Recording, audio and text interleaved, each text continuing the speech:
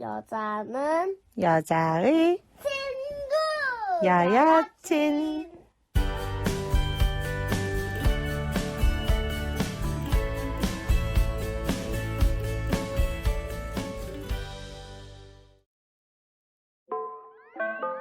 아니 니마, 뭐가 말이 되는 소리를 해야지. 산돌이 그렇게 왔다 갔다 할 수 있는 거면은 나는 트랜스 고양이야. 어? 왜로? 헤이 야 누가 대답 좀 해줘. 그래서 여자인 기분이 도대체 뭔데. 대답을 못해 이 질문에. 니들은 젤리에 불과해. 질투에 눈이 멈춰지면 돌아버렸네. 쓱가 새끼들 재미도 없어. 백날 첫날 젠더 백분 법령불 외고 있어. 논바이너리 어쩌고 트랜스가 저쩌고. 안녕하세요. 저는 논바이너리 에이섹슈얼 폴리아모리 트랜스젠더 퀴어입니다. 하다다 이제 여자 흉내를 내네. 가짜 보지 만든다고 자가가 진짜 되냐. 남자가 여자 되냐. 여자가 뭔진 알아. 이렇게 또 꿀빨아. 그래봤자 한남 차지 공의 일부. 그럼 나는 트랜스 고양 이 인간의 몸에 갇혀버린 고양 이 하지만 있어 고양이 알러지 나 인간으로 함부로 패싱은 하지마 you haters. 그럼 나는 트랜스 고양 이 인간의 몸에 갇혀버린 고양 이 하지만 있어 고양이 알러지 나 인간으로 함부로 패싱은 하지마 you haters. 여자들이 입어서 던진 코르셋 줍줍 어메메 흉내뿐인 연극 중도각. 아님 여자처럼 보이려는 어떤 노력도 하지 않는 도태 수컷들의 역겨움. 엑스타스는 절대 못해. 페이커들은 절대 못해. 제또 형녀들 절대 못해. 여자 치마 인형 놀이 남자가 좋아서 여자가 됐대. 구두가 안 맞으면 발을 자르냐? 하다다 이제 여자 흉내를 내네. 가짜 보지 만든다고 자가가 진짜 되냐. 남자가 여자 되냐. 여자가 뭔진 알아. 이렇게 또 꿀빨아. 그래봤자 한남 차지 공의 일분. 그럼 나는 트랜스 고양 이 인간의 몸에 갇혀버린 고양 이 하지만 있어 고양이 알러지 나 인간으로 함부로 패싱은 하지마 you haters. 그럼 나는 트랜스 고양 이 인간의 몸에 갇혀버린 고양 이 하지만 있어 고양이 알러지 나 인간으로 함부로 패싱은 하지마 you haters. 지금 저보고 인간이라고 하셨나요? 당신은 트랜스 고양이 혐오자입니다. 제 안에 유약하고 나약한 고양이는 인간이길 거부합니다.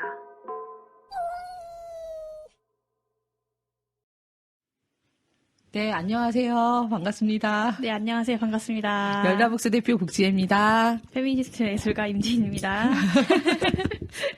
네, 우리가 지난주에 음악을 하나 공개를 했고, 네.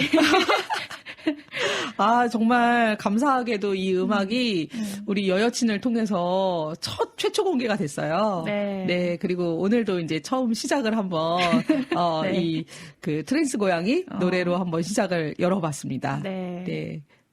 여러분들 듣기에는 어떠셨는지 모르겠어요. 지금 반응이 엄청 뜨겁거든요. 네네. 네. 그래서, 그 음악에 대해서 문의를 여러분이 주셨어요. 네. 가장 궁금한 점은, 그러니까 너무 좋다. 특히, 후렴구, 너무 좋다. 이런 음악 재밌다고. 근데 이제 이게 우리 지난 방송에서 약간 후반부에 중간에 끼었잖아요, 노래가. 그러니까 그거를 매번 이렇게 다시 돌리기가. 여여친을 계속 열어서 그 부분을 찾아서 한 시간 듣기가. 몇 분 몇 초를 찾기가. 네. 네, 이번에는 처음 부분에 틀어드렸습니다. 네. 가장 많이 궁금해 하시는 부분이 이거, 음원이 언제 공개되냐. 이런 질문이 있어서 좀 기다려봐야 될 것 같아요. 그죠? 네네. 그 레드캣 그분이 이제 어떻게 생각하실지는 모르겠지만. 네네. 저희가 그렇게 음원까지 전문적인 영역까지 저희가 멜론에 막 이렇게 넣는다든지 네. 그렇게까지 할 수 있을까? 전 좀 했으면 좋겠는데. 아마 지금 우리가 이제 소식을 한번 여쭤봤잖아요. 네. 이거 이 이후에 어떻게 될지. 지금 약간 한창 그 뮤비 작업 중이시라고. 네, 레드캣 그분이 좀 열심히 뮤비를 작업 중인 걸로 제가 알고 있어요. 예. 네. 네. 네. 혹시 저는 이 음악을 그냥 이제 전달받아서 우리가 여기다 넣은 거니까. 근데 이제 지인님이 잘 알고 계신다고 해가지고. 네, 제가 잘 아는 친구입니다. 네네, 레드캣에 대해서 좀, 어떻게 좀, 예. 어떻게 조금이라도 많은 분들이 알고 싶어 하시니까. 그 친구가, 그러니까 영감을 갑자기 탁 받아가지고. 네. 이렇게 좀, 이렇게 뭐, 랩을 한번 써볼까? 그렇게 했대요. 예. 그러다 이 랩을 쓰다가, 뭐 이제 주 타겟은 이제 스카들을 타겟으로 이게 랩을 쓰다가, 뭐 이렇게 뭐 괜찮은 비트 없나? 이렇게 유튜브를 이렇게 검색하면서 이제 네. 뭐 그런 랩 쓰는 방법이라든지 뭐 래퍼들이 어떻게 비트를 구하는지 뭐 이런 거를 이제 좀 이게 알아보다가 그런 래퍼들이 사실 뭐 비트까지 만드는 애들은 그렇게 많지 않고 그 비트를 구하면 거기 위에 랩만 얻는 애들이 많은 거예요. 네네네. 네, 근데 뭐 실력 있는 애들은 뭐 비트까지도 만들고. 그래서 저도 이제 제가 아니죠. 예. 그 레드캣 그분이 이제 좀 비트를 만들어 보려고 하다가 너무 이게 전문적인 영역이라서 힘들잖아요. 그래서 이제 비트를 이렇게 좀 검색을 해보니까 고양이 울음소리가 나오는 비트가 마침. 디용. 하다가 아이디어가 딱 샘솟은 거예요. 트랜스 고양이에 대한 그런 풍자하는 그분이 후렴구가 뭔가 그렇죠. 그분이 그러셨다는 거죠. 그분이 너무 생생하게 전달 잘해 주셔가지고 그분이 후렴구에 뭔가 임팩트 있는 게 하나 있어야 되는데 이 스카드를 놀릴 때 뭔가 임팩트 있는 게 없을까 하다가 그 고양이 울음소리 듣고 트랜스 고양이? 근데 고양이 알러지가 있어. 뭐 이런 생각을 실제로 레드캣 그분이 실제로 고양이 알러지가 있습니다. 심각합니다. 같은 공간에만 있어도 그냥 눈물을 줄줄 흘리는 친구거든요. 네네네. 그런데 이 고양이 울음소리가 있는 이 비트를 이용하면서 트랜스 고양이 작업을 했다. 네네네. 곡이 완성이 된 거죠. 거기서 아이디어가. 네. 이분이 그러니까 지금 이야기만 들어보면은 이전에 이 음악 작업을 하시던 분이 전혀 아니네요. 거의 랩 경력이 그 당시에 3일? 근데 랩 경력이 3일인데 이 정도 퀄리티의 음악이 나온다는 게. 근데 그 친구가 이제 노래방에서는 굉장한 래퍼였다. 특히 윤미래의 그런 곡을 좋아했다. 윤미래 씨. 랩을 즐겨 했다. 평소에 그 노래방에서. 그런데 이제 여현 버무리들이 너무 많기 때문에 랩을 못하고 있었다. 그니까. 한동안 랩을 이제 끊고 살다가 갑자기 영감이 떠올라서. 전 참 축하합니다. 네. 그러면 이제 어떻게 앞으로도 계속 작업을 이어나가실 계획이 있다고 하시던가요? 그분께서? 이제 아이디어가 많아요, 그 친구가. 트랜스 고양이뿐만 아니라, 이제 뭐, 스카들이 하는 짓들이 하도 괴상하게 짱이 없는 것들이 많기 때문에, 곡의 그런 영감들을 항상 그 스카들이 주고 있죠. 와. 네, 그래서, 그분에 대해서 저는 잘 모르고, 그냥 옆에서 지켜봤는데. 네네. 잘 모르는데 지켜볼 수가 있나요? 네네네.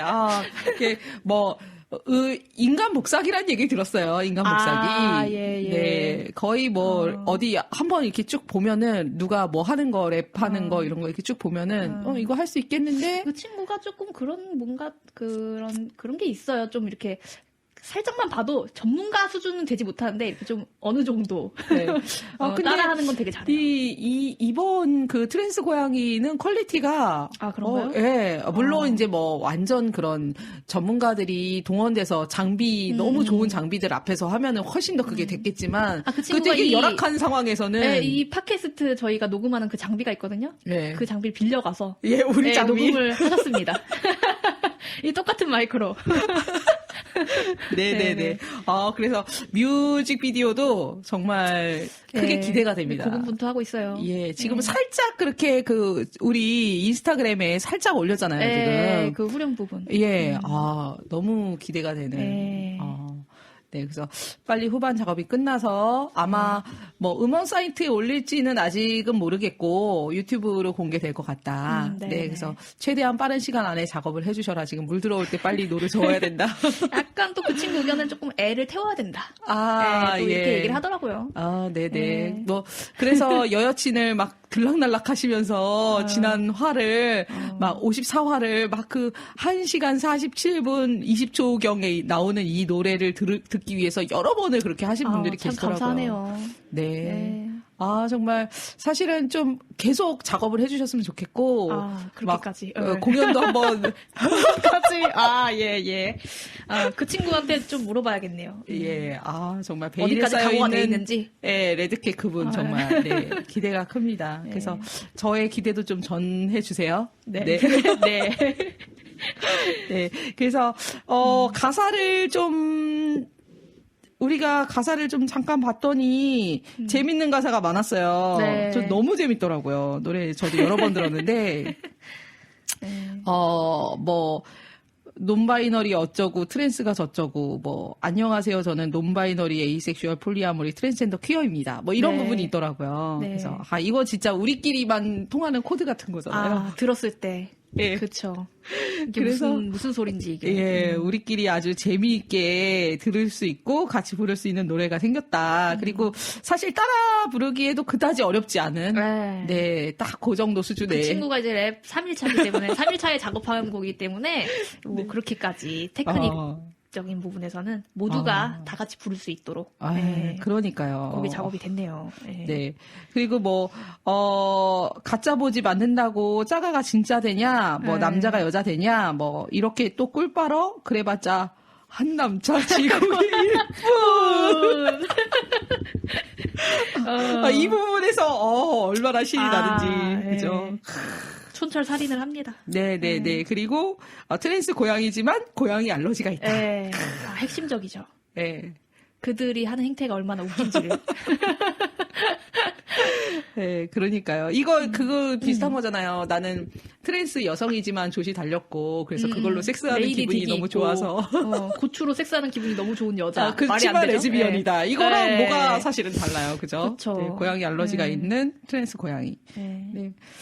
그리고 이제 마지막에 딱 우리가 딱 이번 지난 트랜스젠더 여여친 특집에서 트랜스젠더 그 특집을 들으신 분들만 이해할 수 있는 드립. 제 안에 유약하고 나약한 고양이는 인간이길 거부합니다. 이러면서 끝났는데. 네. 이 또 사실은 그렇게 유명한 사람은 아닌데 우리 덕에 지금 이제 유명해졌죠. 그분 유모 씨. 유모군 그 사람이 군대 병역 거부 할 때는 자기가 내 안에 여자 있다. 여전사가 있다. 내 안에 나약하고 여자 유약한 여전사가 있다.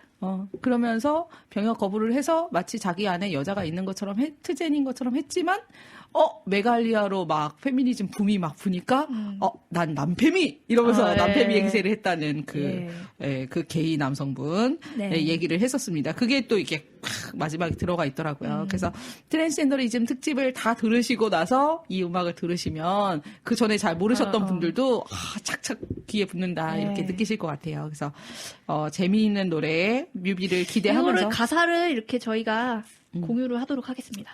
예. 그래서 뮤비와 함께 가사랑 다 공개가 될 거예요. 그래서 조금만 더 기대해 주시기 바랍니다. 네.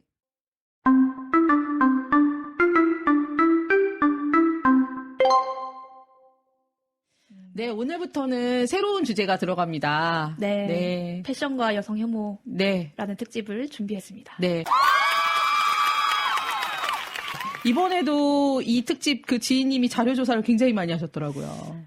그러니까 저번에 제가 이제 미술과 여성 혐오 편을 이제 하면서 특집을 하면서 많은 분들이 댓글에서 되게 재밌었다고 얘기를 해주셔가지고 조금 이렇게 비슷한 류로 저희가 이제 소개할 수 있는 특집이 없을까 고민을 하다가 조금 제가 또 이렇게 패션에 약간 그런 게 있었잖아요. 저희가 이제 그렇죠. 조금 뒤에 토크를 나눌 텐데 제가 조금 패션에 많이 조금 이렇게 흠뻑 빠졌었거든요. 그렇죠. 그랬던 친구였어요. 저는 약간 그 걸어다니는 인형처럼 느꼈어요. 지인님을 처음에 봤을 때. 뭐 그런 요새 유행하는 뭐 그런 뭐 염색이라든지 뭐 여러 가지들 많이 제가 다 해봤습니다. 피어싱도 코에다 뚫고 뭐 여러 가지 해봤었는데 좀 그 얘기는 좀 자세하게 이따가 하고 그래서 좀 패션에 대한 생각이 제가 많이 변했어요. 그래서 좀 제가 느끼는 그런 패션 안에서의 여성 혐오 이런 것들에 대해서 얘기하면 좋지 않을까 생각이 들어서 미술과 여성 혐오 편 이후에 조금 비슷하게 패션과 여성 혐오 편을 준비했습니다. 네. 이번에는 저희가 또 기획하기를 그 미술과 여성 혐오처럼 정보성이 좀 강한 콘텐츠로 좀 만들어 볼 거예요. 그래서 물론 뭐 트랜스젠더리즘 특집 같은 것도 정보성이 없다고 할 수 없지만 저희의 그 깨알 같은 뒷이야기들을 정보로 전해드렸지만 요 패션과 여성 혐오 같은 경우에는 사실은 패션에 다들 관심 많으셨을 거라고 생각해요. 네, 그럼요. 관심 많으셨던 분들이 많고, 그리고 이제 아무래도 약간 그런 비주얼 시대라고도 하고 루키즘이라고도 하고 그러니까 보여지는 게 중요하다 보니까 뭐 개성 있는 뭐 나의 스타일 뭐 이런 것들을 워낙 미디어에서 많이 쏟아지고 모든 쇼핑몰에서 다 그것들을 강조하고 하니까 다들 사실 어느 정도씩은 정도의 차이가 있지 패션에 관심이 있으셨을 텐데 그리고 탈코 운동을 진행하면서 이런 패션이 얼마나 여성 혐오적인지 그리고 이게 왜 여성에게 억압이 되고 문제가 되는지를 충분히 많이 이야기를 한동안 나눴었습니다. 그리고 또 뭐 그런 얘기도 나눴죠. 이렇게 우리가 그러면 긴 머리, 화장 이것을 벗어 던졌을 때 우리가 대안으로 또 다른 탈코르셋 패션이라는 것을 그렇죠. 어떤 게 좋을까? 네. 어떤 게 탈코르셋일까에 대한 논의도 되게 많았고 뭐 코딱지도 파자 막 이런 거 있잖아요. 파고 먹어야 된다 뭐 이런 것까지도 갔었는데 그런 탈코르셋 패션 여성 혐오가 없는 여성의 패션은 어떤 것이어야 할까 뭐 이런 얘기도 저희가 많이 나눴었죠.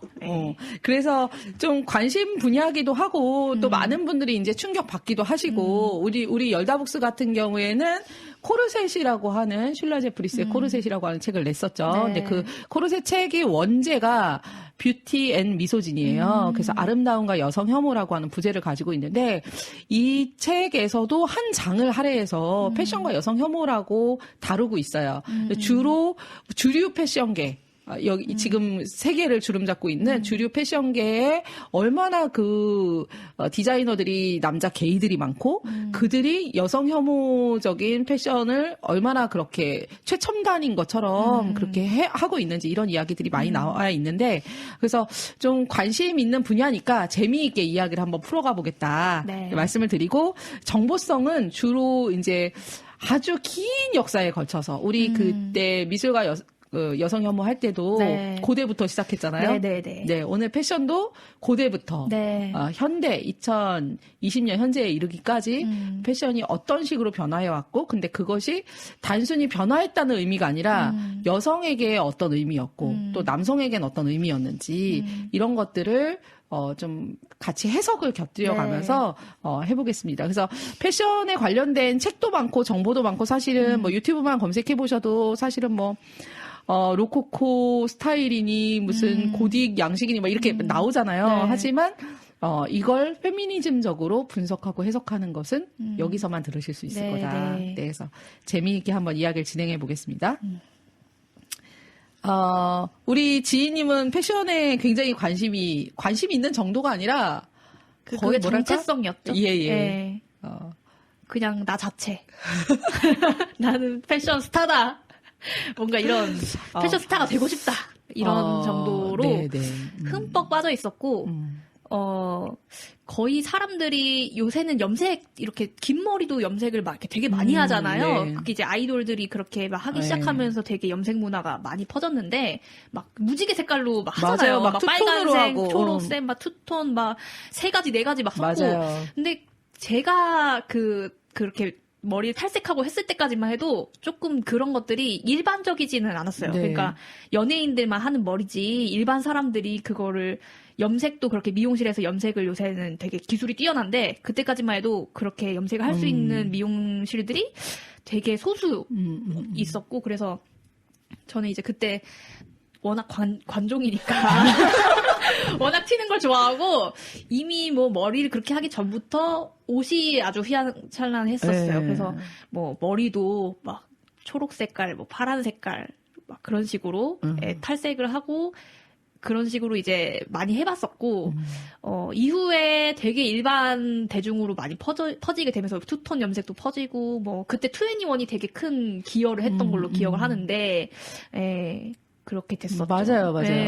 제가 지희님을 처음 만났었을 때가 한 2016년 경이었을 거예요. 거의 초반, 우리 활동하는 거의 초반.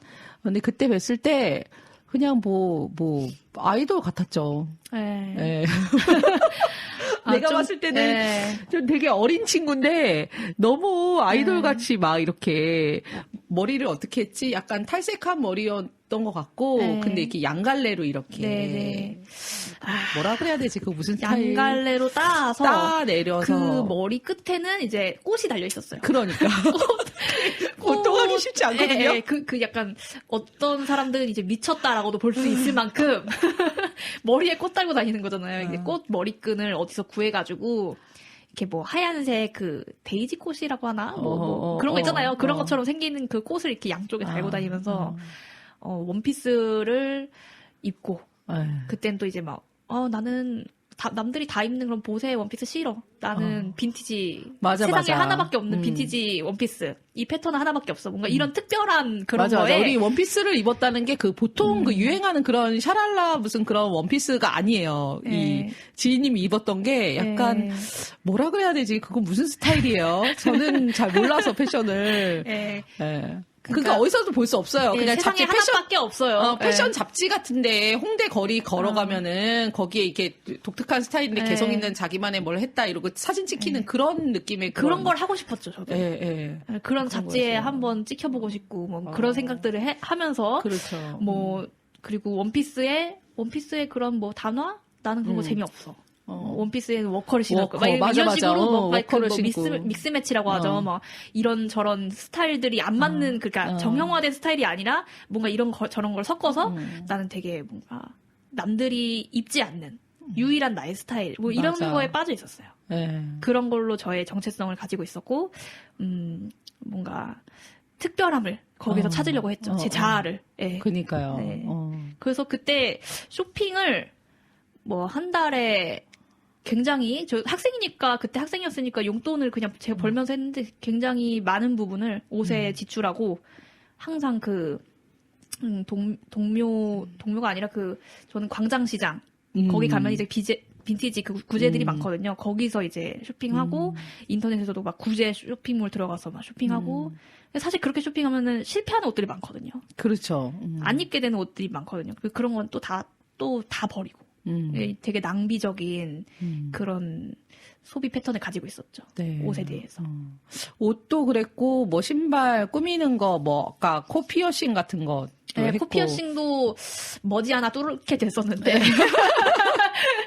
중요한 건 다 그때 제가 페미니스트라고 스스로 생각하고 있었어요. 그 모든 걸 할 때 이미. 양갈래 머리를 할 때도 그렇고, 이미 페미니스트라고 생각하고 있었는데, 그게 어떤 문제적이라는 생각까지는 아직 도달하지 못한 상태. 근데 그때 이제 양갈래 하고 뭐 했었는데 로리타 논쟁이 굉장히 크게 터지면서 뭐 그러면 뭐 멜빵 치마도 롤이에요? 뭐 이것도 롤이에요? 뭐 아이템이 어떤 아이템이 롤인지에 대해서 막 이제 따지기 시작했었어요, 분위기가. 네네. 이 로리타는 로리타 컨셉을 만들어내는 이런 패션 요소, 구성 요소들이 있는 거죠. 그래서 그때 논쟁이 됐을 때는 뭐 양갈래 머리를 하거나 혹은 되게 그 표정이나 태도가 어린아이를 흉내내는 거. 귀여워 보이고. 사진 찍을 때 꼭 그거 뭐라 그러죠? 롤리팝 같은 그런 사탕 같은 거 들고 막 뭐 사진 찍고 막 애기 흉내내고 그리고 패션 구성 요소에는 특히 목에 하는 초커 같은 거. 그 레옹의 마틸다가 하고 나온 그 초커. 저도 초커를 굉장히 좋아했었는데요. 네, 그리고 뭐 곰인형 같은 거 들고 멜빵 뭐 청치마 이런 거 입고 그래서 그런 스타일들에 대해서 서로 비판이 오고 갈 때였는데 저도 그때 그 대전에 참여를 했었었고요. 저도 그렇게 하면서도 되게 그게 그렇게, 그러니까 저랑 그 사람들 좀 다르다 생각했던 게 그 로타를 엄청 했었기 때문에 로타는 거기에 이제 굉장히 성적 코드를 섞어서 했어서 되게 문제적이라고 생각했고 저도 그걸 비판하면서 그러면 이 아이템도 롤이에요? 뭐 이거 뭐 양갈래도 롤이에요? 뭐 이것도 롤이에요? 뭐 이렇게 하잖아요. 그러다가 이게 아이템의 문제도 있지만, 그러니까 아이템도 어떤 게 롤이고 어떤 게 롤이가 아니고 뭐 이렇게 얘기도 할 수 있겠지만, 근본적인 거는 이 아이템에 대한 문제가 아니라, 여자를 귀여워 보이게 만드는, 그러니까 뭔가 어려 보이고, 약간 모자라 보이고, 뭔가 보호해주고 싶고, 이런 뭔가 그런 멘탈리티? 그런 거 자체가 그냥 문제구나. 근데 내가 추구하고 있던 스타일은 좀 귀여워 보이고 싶었다. 뭔가 그 로타라든지 막 그런 전형적인 로리의 모습은 아니었지만 뭔가 나는 이제 다른 것들을 섞었었기 때문에 나는 막 센 것도 막 이것도 믹스 매치인 거죠. 왜냐면 겉으로 네. 보기에는 양갈래 머리하고 소녀 같은 그런 원피스를 입고 있지만 그치. 사실 난 엄청 세. 나는 엄청 세. 막 이런 난 그렇지만 거기에 코 나는 피어싱을 하고 있고 뚫 거야. 막 이런 거. 내 몸은 네. 나의 것. 그러니까 뭔가 거기서 다르다고 분리를 뭔가 하고 있었는데 조금 더 생각을 해보니까 사실은 아니었던 거고 나의 그런 내가 추구하던 패션의 그런 모습들도 당연히 다 그런 멘탈리티를 포함하고 있었고 그래서 그때부터 좀 이거는 아닌 것 같다. 그러면서 좀 시간을 오래 가지면서 양갈래를 하지 않게 됐고 단발로 자르게 됐었죠. 그 단발 이후에 이제 완전히 쇼컷으로 이제 오게 됐었는데 되게 한 6개월 이상의 시간을 걸치면서 그렇게 탈코를 했던 것 같아요. 그러면서 또 굉장히 도움이 됐던 게 남자친구가 그 당시에 있었는데 그 남자친구는 하지 않잖아요. 코르셋 그니까. 화장도 안 하고 뭐 외모에 전혀 신경도 안 쓰고 뭐 그러니까 당연히 약간 억울한 마음이 들면서 얘한테 씌우려고 노력했죠. 코르셋을. 남자한테 코르셋 씌워야 돼! 막 이러면서.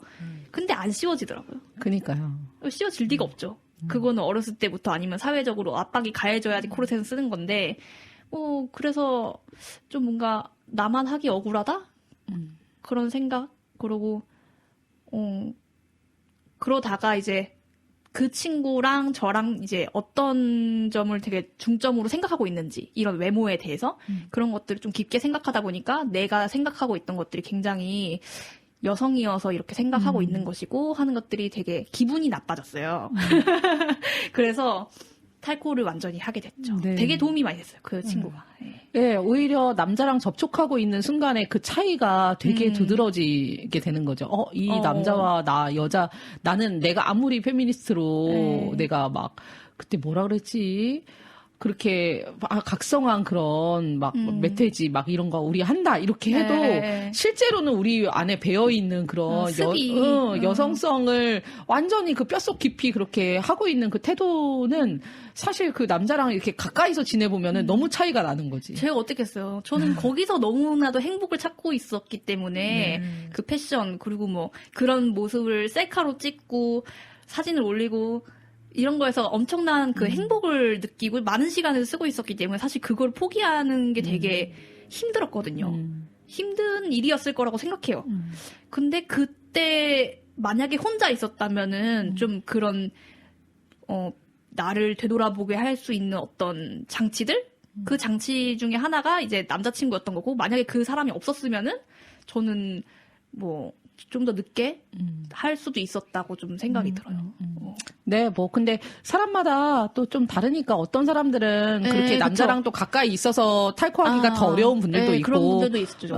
그래서 근데 오히려 옆에 있어 보니까 그 차이가 확 두드러지면서 너무나도 빨리 탈코를 더 결심하게 되고 혹은 그 남자와의 관계를 빨리 정리하게 되고 이런 분들도 있고 하여튼 그런데 일단은 제가 그때 우리가 지금 얘기하다 보니까 이제 뭐 이것도 롤이야 저것도 롤이야 이랬다는 얘기를 드리는데 그 로리타 논쟁 당시에는 없었고 그 이후에 탈코 논쟁은 지켜보신 분들 많을 것 같아요. 그렇죠. 탈코 논쟁 이후 그때도 이것도 코르셋이야? 그럼 저것도 코르셋이야? 이런 글들이 막 그 커뮤니티에 그렇죠. 계속 올라오잖아요. 그런 치마는 편한데 바지보다 더 편한데 이것도 그럼 코르셋이야?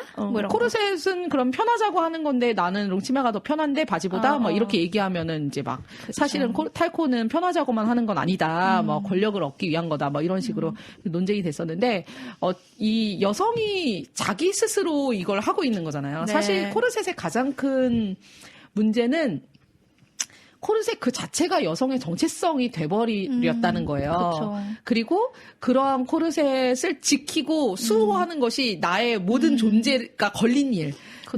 나 자체가 코르셋이기 때문에 내가 탈코를 하는 순간 나 자신이 없어지는 불행해지는. 지인님도 같은 스타일 막 나는 외적으로 나를 그러니까 내가 누군지 내 개성을 보여주고 싶어. 근데 그 개성이 내면에 있는 것이 아니라 겉으로 보여지는 나의 그 개성이 다 들어있을 요새 때 또 어떻습니까? SNS를 예. 너무 많이 이용하다 보니까 그러니까요. 그런 자신의 모습을 실시간으로 막 올리잖아요.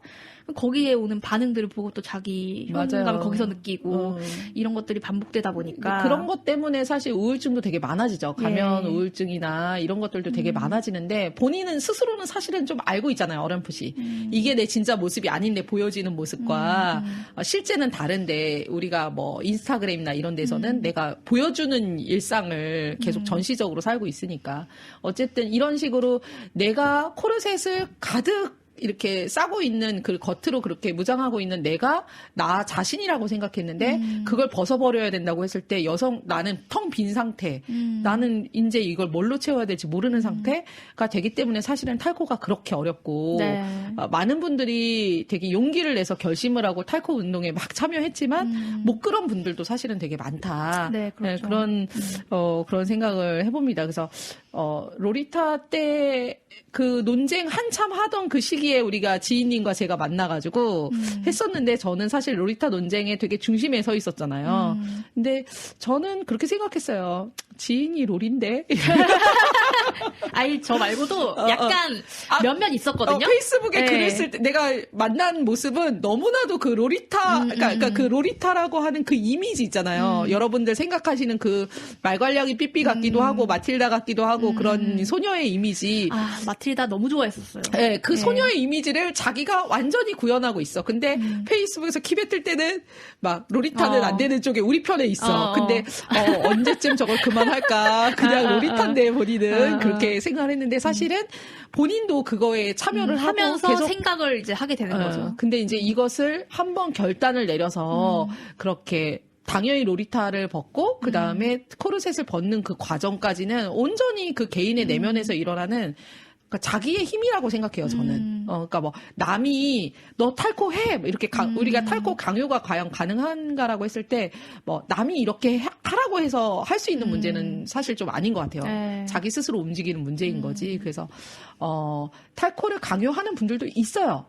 있는데, 강요한다고 해서 상대방이 그 강요에 반응해서 움직여질 수 저는 있는 되게 게 아니다. 가스라이팅이라고 생각해요. 네. 예, 그게 아무리 그 결과가 뭐 좋은 쪽으로 여성을 뭐 이렇게 하기 위해서 강요했다라고 하는데 저는 그런 분들 누구보다 싫어하실 거라 생각하거든요. 그러니까 엄마가 뭐 너 이거 하지 마. 뭐 이렇게 하는 거 있잖아요. 간섭. 다 이렇게 부모님들도 우리를 위해서 하시는 말씀이거든요. 네. 근데 그런 걸 누구보다 싫어할 사람들이 라고 생각해요. 그치만, 그치만 나는 강요를 하겠어. 다른 자매들에게는 너 왜 탈코 못하냐고 네. 이렇게 얘기한다. 네. 저는 만약에 누가 강요했으면은 더 안 했을 수도 있어요. 싫은데? 막 이런 거 있잖아요.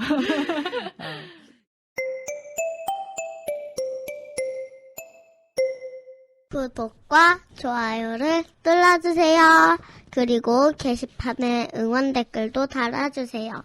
팟빵을 통해 후원해주시면 더 좋은 방송을 만들 수 있어요. 여자는 여자의 친구, 여여친.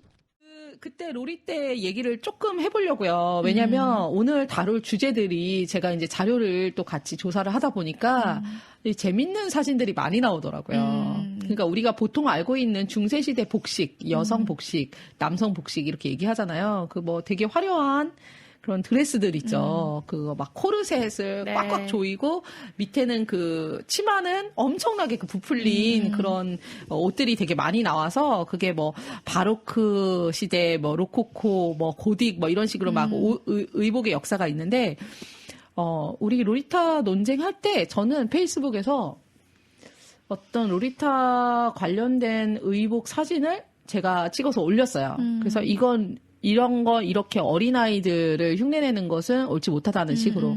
근데 그게 그냥 단순히 어려 보이는 옷의 문제가 아니었고 로리타 양복이라고 하는 어떤 예. 하위 문화, 컬트 이런 거에 분들이었던 거예요. 저는 그쵸. 그냥 멋모르고 사진을 올렸다가 그분들이 때로 몰려와가지고 그분들도 엄청나게 그거에 이제 생각이 네. 확고하시기 때문에 네, 그래서 저는 좀 사실은 제가 잘 모르는 부분이기도 하고 네. 뭐라고 하죠? 그런 걸 약간 그러니까 자세히 깊게 알진 못하죠. 그냥 이제 얼핏 그냥 그런 드레스, 그런 뭔가 중세의 스타일 뭐 그런 걸 좋아하시는 분들이 있다라고 정도만 이제 알고 있었지 되게 그 안에서 뭔가 되게 자세하게 이렇게 알지는 못하기 때문에. 그래서 뭐 이렇게 코스프레 같은 거 하는 그런 문화처럼 뭔가 그런 옷을 입고 그거를 하는 건데 그 옷이 저는 너무나도 아동복 왜냐면 아동들이 그런 걸 입잖아요 지금도. 네. 여자 아이들한테 원피스를 입히는데 그 원피스가 그런 중세복식처럼 생긴 그런 원피스를 입히잖아요. 리본 막 달리고. 그쵸. 그래서 그런 옷이라고 생각을 해서 저는 이런 옷을 성인들이 왜 이런 옷을 입고 다니냐라는 얘기를 한 건데 사실은 그건 로리타 양복이라고 하는 어떤 특수한 그 분들이 있었던 거고 그분들이 와서 우리는 로리가 아니다. 우리는 그 어린애들 물론 흉내내는 게 이름은 아니다. 로리타 양복이야. 하지만 우린 그 로리가 아니다. 로리타랑 로리랑 다르다. 뭐 이렇게 주장하시면서 이제 그런 것들이 아이를 흉내내는 게 아니라 우리는 그런 중세 시대나 뭐 이런 시대에 드레스의 그 귀족들의 그런 걸 우리는 흉내내는 거지. 로리타 아가씨다 우리는. 근데 나는 그 로리타라는 말이나 아가씨라는 말이 이미 로리를 말하고 있는 건데 그분들은 우리는 그 로리가 아니다. 일본에서 그 하는 그 그러니까 로리. 약간 좀 다르긴 하죠. 조금 뭐 문화가 약간 다르긴 한데 근본적인 그런 가지고 근데 있는. 애초에 그게 왜 로리타냐고. 그러니까 로리타는 그래서 그때 우리 막 그 로리타 소설 있잖아요. 기원을 찾아서. 기원을 찾아서 로리타는 이 소설 원작 이 로리타에서 기원한 말로 이 로리타라고 하는 원작 소설과 영화에서 묘사되는 로리타라는 것은 명백하게 것이다. 성인 남자가 어린 아동을 성적 대상으로 보는 그거고 그래서 그 로리타가 문제인데 로리타 양복이라고 하는 거예요. 로리타라는 이름을 일본 애들이 그때 로리타를 붙였을 때는 그 로리가 그 로리다. 그렇죠. 우린 이렇게 주장하는 거고. 근데 그 양복계 사람들은 와서 그 로리타와 이 로리는 다르다. 우리는 어린아이 흉내내는 게 아니고 중세 그거다. 근데 오히려 남자들이 무서워한다. 이게 사실은 페미 부적 같은 건데 우리가 이렇게 로리타 양복 입고 지하철 때로 한 서너 명이 이거 코스프레 하면서 지하철 타고 버스 타고 공원 다니면 한남들이 되게 싫어한다. 한남 퇴치 부적이다. 그래서 우리가 사실은 페미니스트다. 우리가 이거 얼마나 여성주의적인지 아냐. 뭐 일본의 그런 영화를 얘기를 하셨던 것 같아요. 그때 당시에 무슨 어쩌고 공주 뭐 이런 거였던 것 같은데. 로리타 그런 게 있어요. 로리타 맞아. 그 공주 로리타 아가씨가 되게 이렇게 드레스는 착 이렇게 입고 이렇게 예쁜 인형같이 입지만 사실 성격이 되게 괴팍한 거야. 그 남자들을 막 무섭게 하고 다녀. 막 그 영화를 이제 알려주시면서 뭐 사실 우리 이런 쪽이다. 뭐 이런 얘기를. 저는 그때는 저는 사실 잘 모르는 상태에서 논쟁이 터졌기 때문에 막 그때도 저도 막 로리타 양복 뭐 공부를 하면서 로리타 뭐 영화 원작 다 찾아보고 공부를 하면서 좀 약간 여자가 하면 다 페미니즘인가? 남자가 싫어하면 다 페미니즘인가? 이런 생각이 들게 만드는 거잖아요.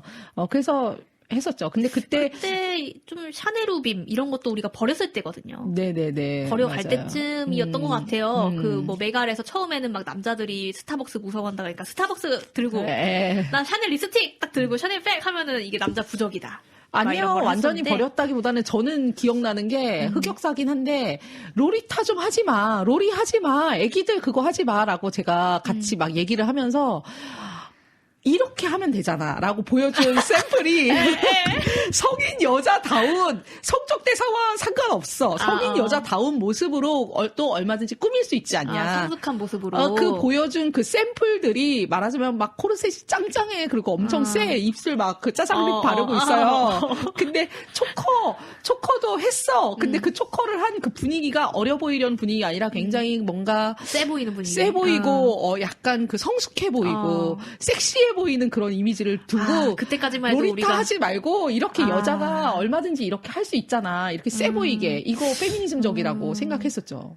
그때까지만 해도 탈코르셋 논의가 그렇게 진전되지 않아서 그땐 그랬었나 봐요. 그러니까요. 샤넬우빔을 아직 할 때였군요. 그래서 성인처럼 꾸며라 이렇게 말했었죠. 꾸미지 말자라는 얘기는 안 하고 성인이면 성인답게 해야지 왜 애들처럼 하고 다니냐 이랬었던 건데 그때 로리타 양복계 분들이 자기네는 이게 아동복이 아니라 그냥 저의 머릿속에서는 아동들이 그런 옷을 입고 있기 때문에 왜 성인이 저 아동복을 입고 있지 이렇게 생각을 한 건데 그분들은 이거는 중세복식이다라고 얘기했어요. 근데 실제 중세복식에서의 성인 여자들은 발끝까지 내려오는 치렁치렁하고 큰 치마를 네. 입잖아요. 근데 이 로리타 양복계 분들이 입는 치마는 다 짧은 무릎에서 잘리는 치마였던 거예요. 무릎에서 잘리는 원피스. 이건 분명하게 아동복이거든요. 네. 중세에도. 그래서 네. 아니다. 그건 아동복이 맞다. 막 이렇게 하면서 그때 논쟁을 했던 게 기억이 나는데 네. 지금 자료를 찾다 보니까 그 시절의 의상들이 막 나오면서 한편으로는 많은 여성들이 이걸 너무 동경하고 좋아하잖아요. 이 의상들을 네. 보고 특히 프릴, 레이스, 리본 이런 것들 화려한 장식이 들어간 옷들 그리고 막 코르셋 그리고 이 크리놀린이라고 하는 이 치마를 넓게 펼치는 이런 네. 그 의상들을 여전히 많은 사람들이 이런 것에 대해서 굉장히 동경하고 네. 향수를 가지고 있고 막 따라하고 싶고 이런 생각을 많이 갖고 웨딩 있다. 드레스도 그런 거 많고. 그렇죠. 예. 웨딩 드레스 하니까 저의 웨딩에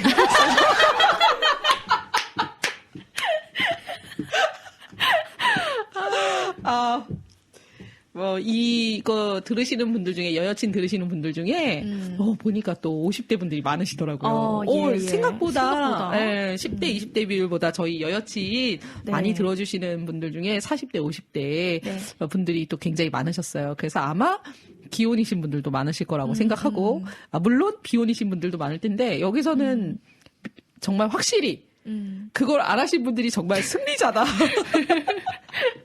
예. 웨딩드레스. 아마 이런 것 중에 하나였을 것 같아요. 뭐 로코코, 바로코, 고딘. 거의 뭐 무슨 웨딩드레스 그렇잖아요. 코르셋 꽉꽉 조이고, 뭐 치마가 이렇게 쫙 퍼지고, 뭐 이런 거. 아니면 이렇게 좀 몸에 이렇게 좀 그치. 달라붙게 떨어지는. 달라붙어서 S라인 착 나오고. 제가 그거 입었어요. 그 여기 스타일로. 그 허벅지, 약간 무릎 위까지 이렇게 완전 달라붙는 거 있죠. 그 당연히 소매는 없어요. 약간 머메이드 스커트라고 하나요? 그런 거를? 예, 그런 거. 허벅지까지 달라붙다가 밑에서 밑에 쫙 퍼지는 거. 그거를, 근데 그거 아무나 소화 못 한다. 왜냐면 이제 결혼식 하기 전에 신부들이 엄청 다이어트를 하는데 그 다이어트만으로 할 수 없는 그런 드레스다 이러면서 그 몸매에 자신 있는 사람만 입을 수 있다 막 이러면서 그때 그거를 입었었죠. 생각이 나네요. 네, 그 정말 오그라드는 내가 그 로리타 양복이랑 다를 바 없는 그거를 입고 모든 사람 있죠. 앞에서 그렇게 한 거죠. 많은 분들이 그런 기억을 갖고 계실 것 같아요. 그래서 이런 이야기들을 우리가 이번 편에도 사실은 시각 자료가 워낙 많아서 이거를 지난번에 미술가 여성 혐오처럼 혹시 모르실까 해가지고 자료를 모아서 올려드릴까 생각 중인데 문제는 사실 너무 많아요 자료가. 그래서 다 사진을 해드릴 수는 없고 키워드가 우리가 방송하면서 이야기 나올 때 키워드들이 나오면 그냥 그걸로 이렇게 구글에다 검색하시면 저희도 구글 다 찾아보고 말씀드리는 거니까 저희가 이제 몇몇 개는 그 올려드릴 텐데 좀 더 궁금하시면 찾아보시면 자료가 아주 많을 것 같아요. 네, 그렇죠. 네.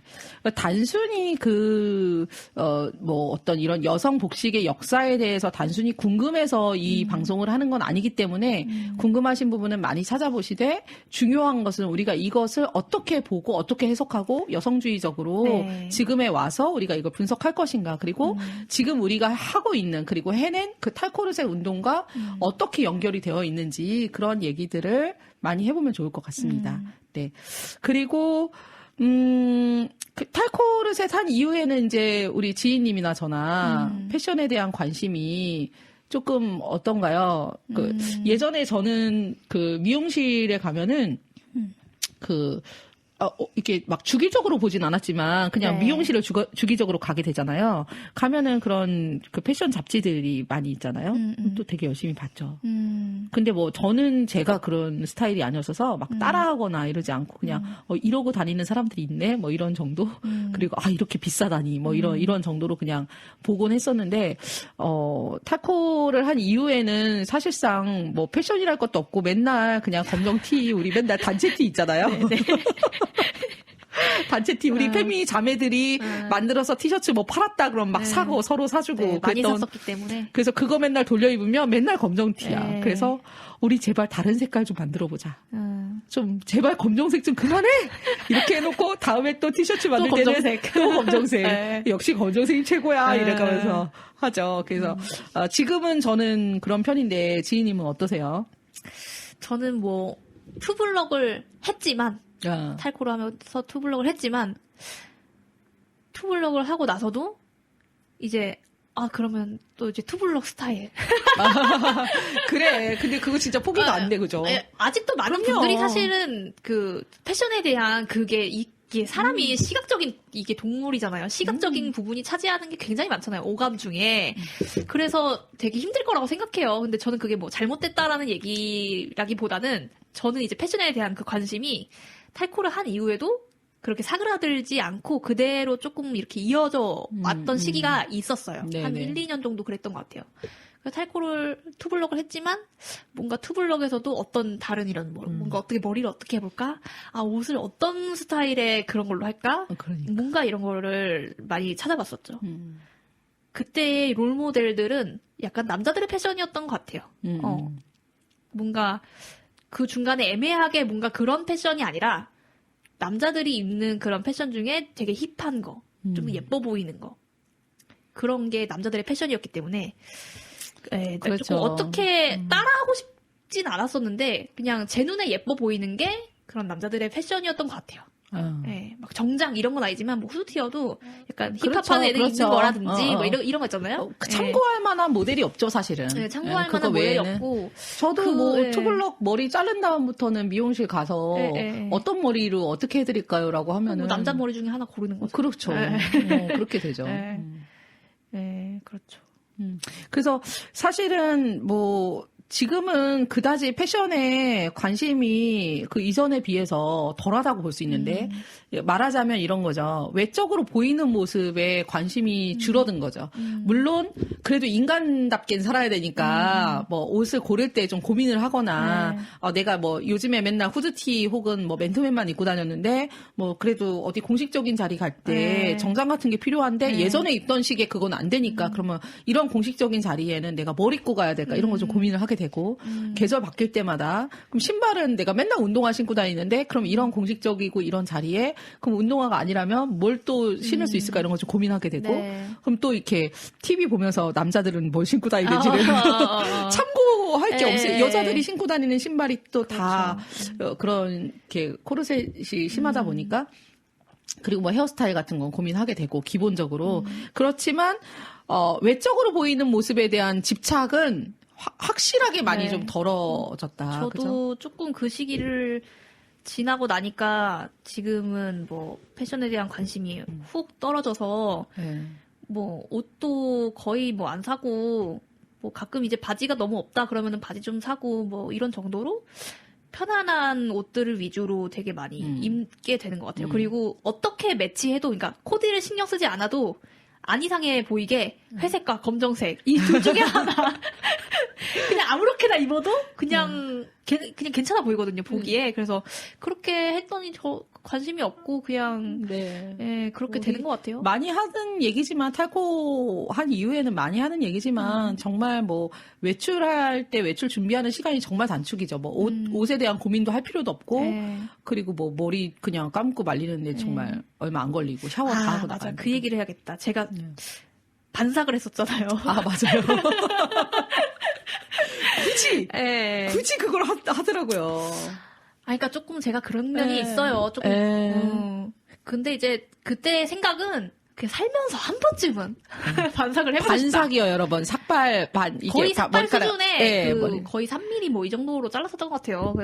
머리를 밀어버리셨어요, 지희님이 한동안. 근데 이제 그때도 되게 하고 싶다라는 생각이 막연히 있었는데 결심을 이렇게 하진 못하고 있었던 상태에서 뭐 삭발 하면 잘 어울릴 것 같은데 뭐 삭발해도 돼 뭐 이렇게 이제 같이 일하던 분들에게 그런 얘기를 듣고서 그럼 저 진짜 합니다. 그렇게 하고서 다음날 그냥 민 거예요. 그날 저녁에 가서 밀고 다음날 왔더니 삭발했네. 와 머리 진짜 동그랗다. 막 이러면서 이제 그랬는데 그때 삭발을 하면서 거의 그 패션에 대한 관심도가 그때 최저. 뭘 입어도 어차피 틀렸어. 어차피 글러 먹었다.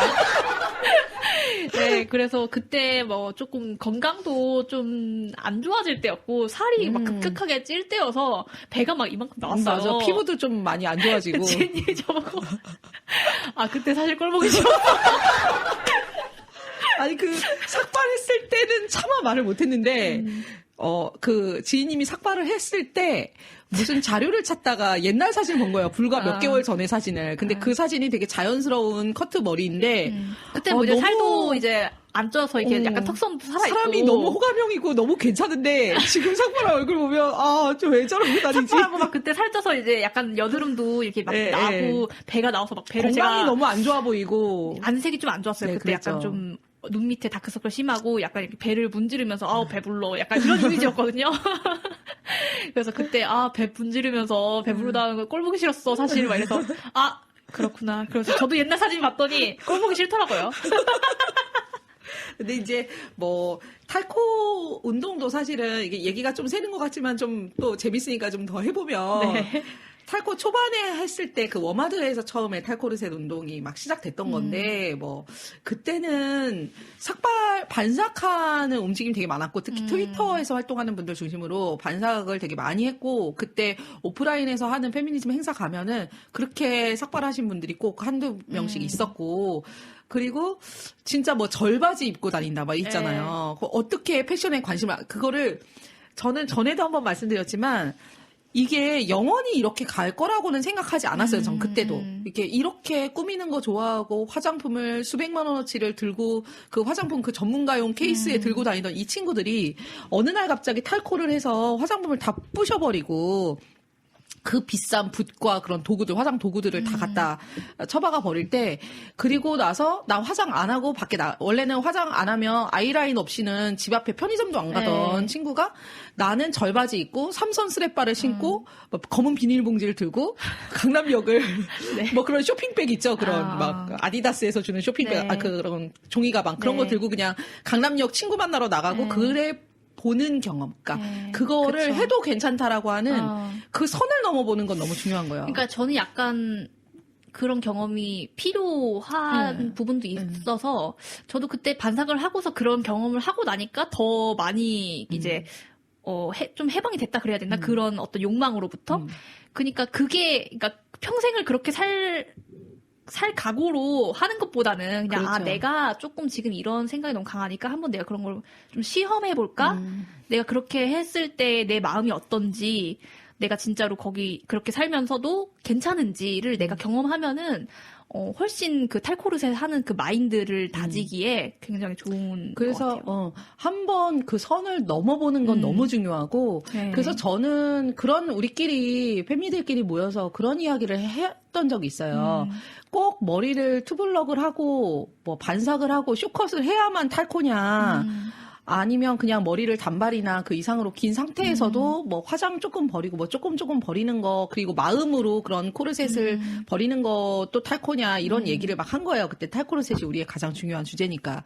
근데 그 중에 한 의견은 그거를 선을 넘어보는 경험은 너무 중요하다. 한 번이라도. 근데 그걸 넘어보지 않고 탈코르셋에 동의하는 것과 그걸 넘어본 경험은 좀 왜냐면 사람들이 쳐다보는 시선도 다 달라지고 나의 머리가 길 때와 짧을 때의 나의 행동 그리고 걸칠 수 있는 옷의 범위, 내 다른 애티튜드 이런 것들이 다 동시에 사실은 연동되어 있다시피 해서 실제로는 그렇다. 머리가 조금 어깨 길이까지만 경험이 진짜 중요한 것 같아요. 경험을 해보는 것과 해보지 않은 거가. 그렇죠. 그래서 그런 그거를 사실은 아직 선을 안 넘어보신 분들이 있으면 선을 넘어보는 거는 너무 중요하니까 용기를 한번 내보는 거는 자기가 전혀 몰랐던 세계로 확 들어가는 거니까 그런 용기는 한 번쯤은 필요하다. 그리고 나중에 다시 머리를 기르시는 일이 있더라도 한번 그 시기가 될 것 같으면은 좀 그런 시기에 한 번쯤은 조금 투블럭이나 뭐 이렇게 짧은 코트를 이제 쳐보는 것도 좋다. 그리고 제가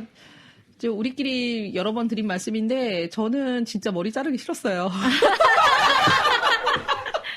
어쩔 수 없이.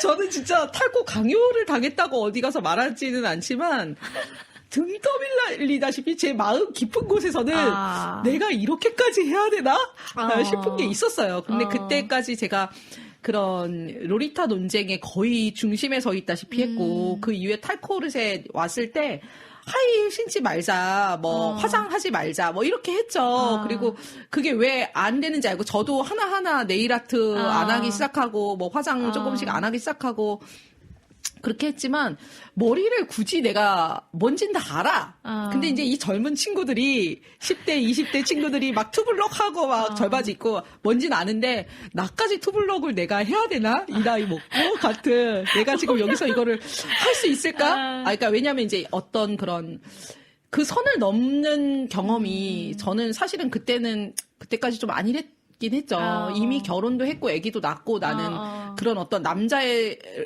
와의 그런 완전한 분리와 단절, 비혼 운동 막 이렇게 가는 그 선에서 저는 좀 입장이 달랐으니까 이거를 내가 머리를 자른다는 게 여기서 무슨 의미가 그렇게 있을까라고 저는 생각한 거예요. 그리고 사실은 여러분들 많이 아시겠지만 원래 어머님들은 머리를 잘 자르셨잖아요. 옛날부터. 그래서 이 젊은 여성들이 20대 여성들이 긴 머리를 탁 투블럭을 쳤을 때 그 효과가 엄청나지만 저처럼 그냥 사실은 잘라도 그만 안 잘라도 그만인 아줌마가 머리를 잘랐다. 뭐 그다지 그렇게 큰 뭐가 그 의미가 있을까? 이런 생각까지도 사실은 했던 거예요. 근데 그런 이런저런 생각을 한 거에 저의 탈코에 대해서 스스로 내가 평가절하를 했던 이유는 사실은 내면 깊이에서는 사실 거부하고 하고 싶지 않는 그런 마음이 좀 사실은 컸겠죠. 그리고 일상생활도 해야 되는데 친구들에게 다 설명해 아는 사람들 이웃들 쉽지 뭐 않죠. 그게 그래야 되니까. 그래서 사실 좀 나이를 먹었다는 것은 그만큼 저는 보수적이지 않으려고 하지만 그런 행동의 동기가 그렇게 젊은 친구들이 갑자기 확 상황을 바꿀 수 있는 거에 비해서 사실은 그러기가 쉽지 않기도 하고 그러지 않아도 될 이유도 되게 많기도 하고 그래서 이거는 넘어야겠구나 해서 머리를 잘랐죠. 근데 어쨌든 자르는 그 순간까지도 이게 나한테 어울릴지 젊고 아직 이런 친구들은 머리 투블럭해도 너무너무 멋있고 괜찮은데 내가 이걸 한다고 해서 뭐 그럴지 막 별 생각 다 하잖아요. 근데 그래서 사실은 머리를 단발이었는데 투블럭을 하는 그 순간에도 언제 난 다시 기를 수도 있어 라는 생각을 했죠. 이거 난 단발이 너무 편하고 좋아. 난 단발이 나에게 최적의 이 헤어스타일이라고 생각하고 난 지금은 분위기상 투블럭을 해야 되지만 다시 돌아갈 수 있다 이런 생각을 했어요. 근데 자르고 나니까 그냥 이게 너무 적응이 되고 그냥 왜 하는지 알겠는 그건 근데 그걸 그 당시에 선을 넘어보지 않았으면 저는 그냥 몰랐겠죠. 근데 선을 넘어보고 한번 해보는 거는 왜냐면 많은 여성들이 이런 짧은 머리 스타일을 안 해봤기 때문에 해보는 건 중요하다. 제가 이렇게 길게 말씀드린 이유는 우리 여여친 청취자분들이 생각보다 40, 50대 분들이 많았기 때문에 좀 말씀드립니다. 그래서 좀 40대, 50대 내가 지금 여기서 머리를 자른다고 뭐 무슨 의미가 있고 이게 탈코르셋 젊은 친구들이 하는 운동과 그렇게 생각하지 마시고 내가 그러면 20대 친구들은 20대에 한번 탈코를 해보는 거잖아요. 40년, 50년 묵은 거를 한번 해보시는 것도 엄청난 그런 쉽지 않겠다. 세상을 변화시키는 거의 의미보다는 내 내면과 나의 행동과 어떤 수련. 내 주변이 되게 변화하는 그 경험을 사실은 해볼 수 있다. 그래서 권해드립니다, 여러분. 만나고 있고 꿈꾸는 열린 자매들.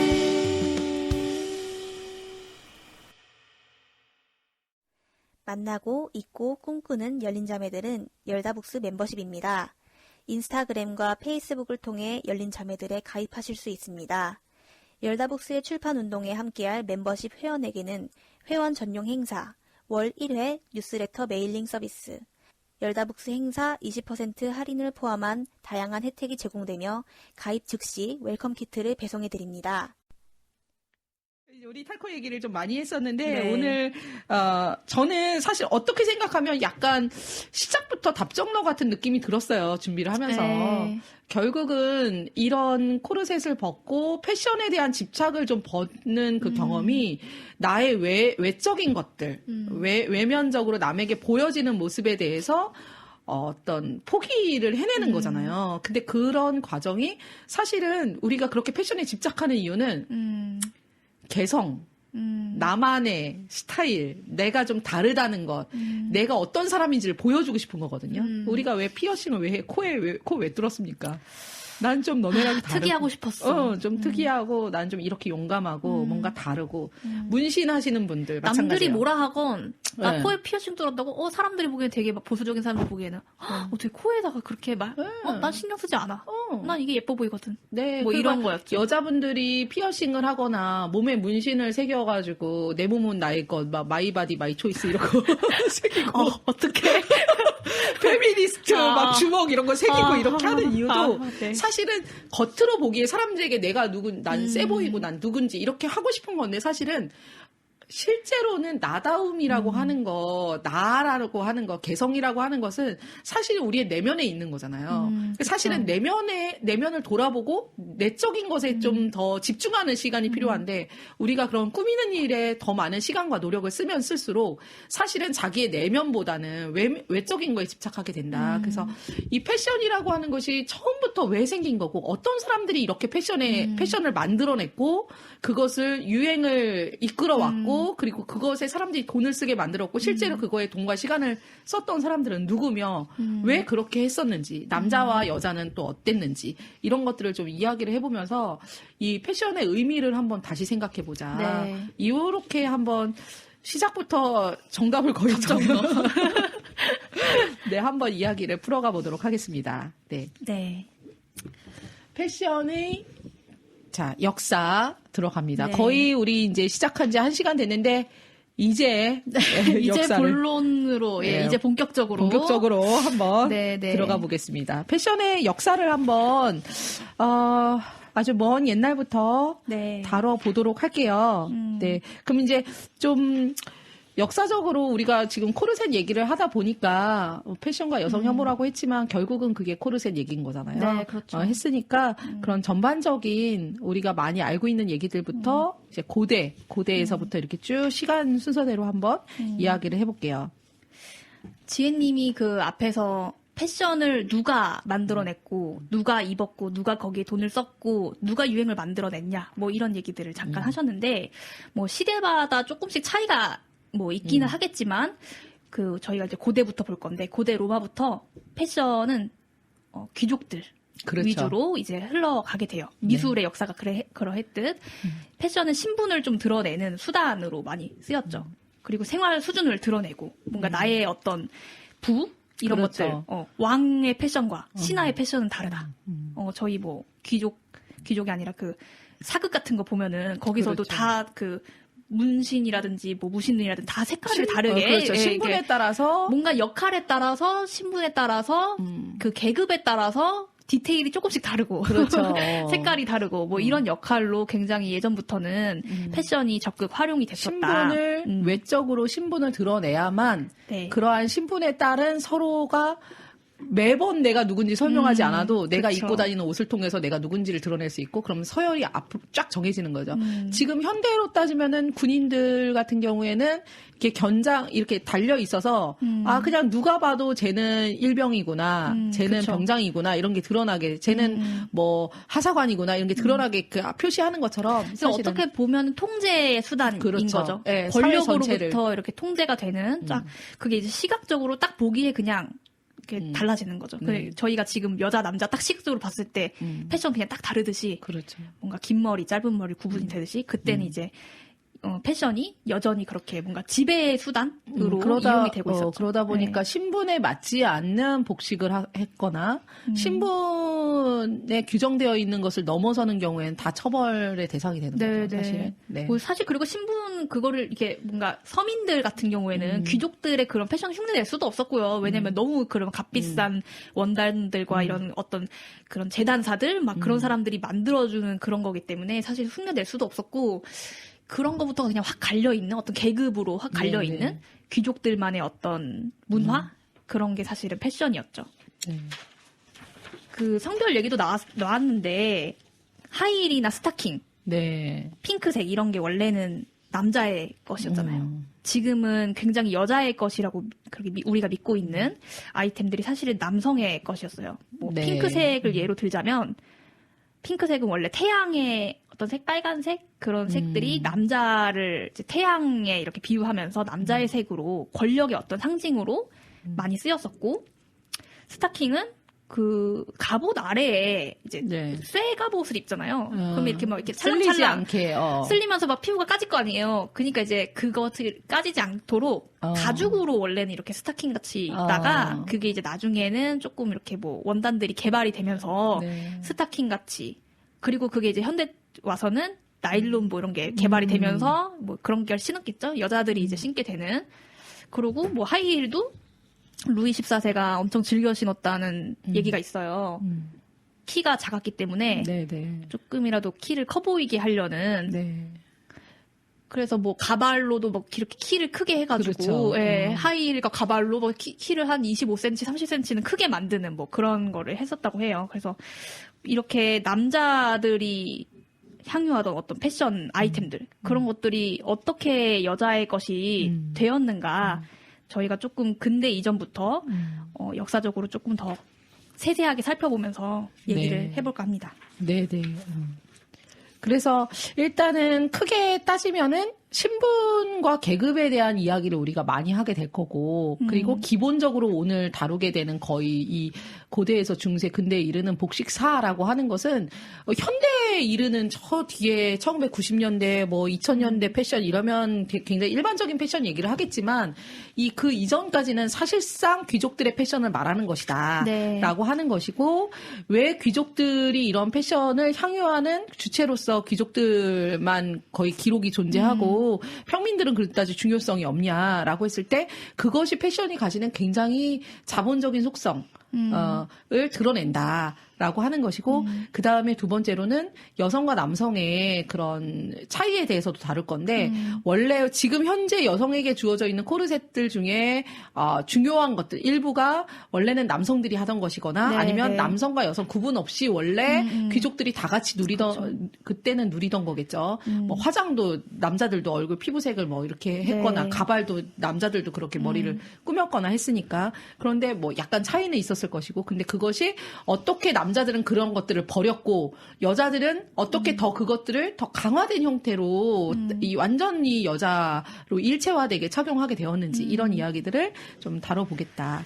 그리고 저희가 오늘 그 살펴볼 역사는 유럽을 중심으로 살펴볼 건데요. 유럽과 이제 좀 근대에 들어서는 미국까지 이렇게 오는 그 패션의 역사를 살펴볼 건데, 지금 저희가 현대에 입고 있는 이 복식들이 다 이제 근대 개방되면서 다 서양의 문물을 기반으로 했기 때문에 저희가 이제 동양권의 문화보다는 서양권의 얘기를 조금 하려고 합니다. 네네. 우리가 이제 뭐 중요한 개념을 하나 이야기할 건데 바로 패션의 민주화라는 개념이 있어요. 근데 이 패션의 민주화라는 개념이 뭐 나중에 설명을 드리겠지만 이 개념이 전 세계적으로도 사실은 이 식민지였던 국가들 혹은 약소국이었던 국가들, 아시아, 아프리카 그리고 뭐 아메리카 이런 대륙의 여러 국가들이 사실은 유럽형으로 다 따르게 되면서 사실은 복식이 그쪽으로 통일된 거죠. 그래서 지금 현재로는 무엇이 좀 더 일반적이고 정상적인 복식이냐라고 했을 때 그건 사실 전 세계가 거의 통일돼 있다.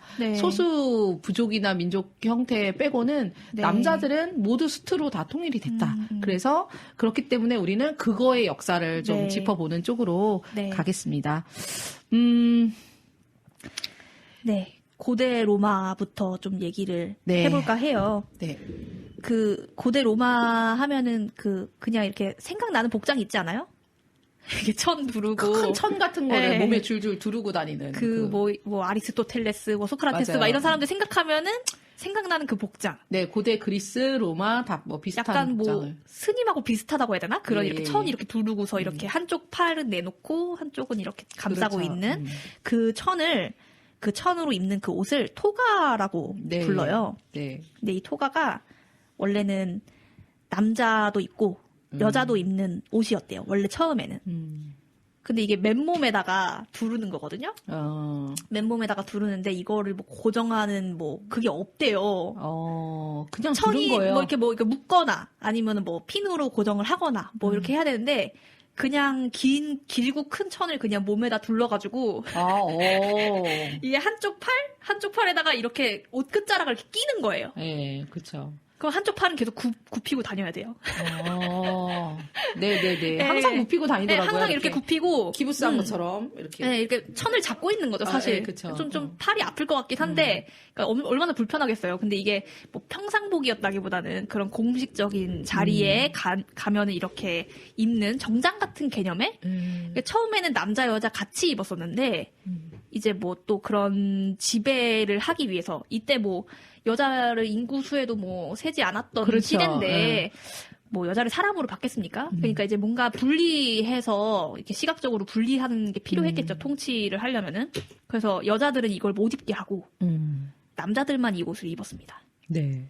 그래서 뭐 남자들 중에서도 뭐 황제, 성직자, 장군, 집정관, 철학자나 뭐 의사 이런 되게 좀 계급이 있는 지배 계급. 네, 지배 계급들이 이 토가를 공식적인 자리에서 입었고 뭐 황제 같은 경우에는 자주 색깔 토가를 유일하게 황제만 입을 수 있었어요.